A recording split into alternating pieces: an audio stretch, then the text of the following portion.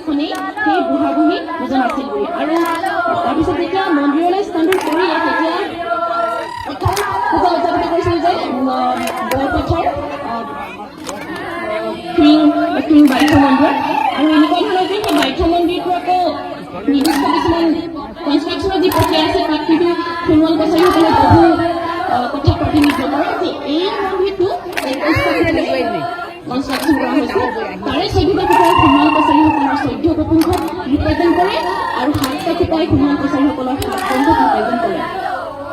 আৰু আপোনালোকে দেখিছে গন্ধৰ্বতীৰ মন্দিৰৰ মূল খুঁটাটো, সেই খুঁটাটো আপোনালোকে আগফালে দেখিব ন কোনো এখন ৱালেৰে আৱৰি ৰাখে আৰু পূজাৰ সময়ত তাত 9টা চাকি জ্বলোৱা হয় আৰু সেই 9টা চাকি তেওঁলোকে লক্ষ্মী দেৱী লভনী বুলি অভিহিত কৰিছে। তাৰপিছত তেওঁলোকে সেই মূল মন্দিৰটো দুখন চাকি বৰ্ণনা কৰিছে। আপোনালোকে দেখিছে দুখন চাকি আছে, তাক পুৰুষ আৰু প্ৰকৃতিৰ সমাহাৰ বুলি কৈছে।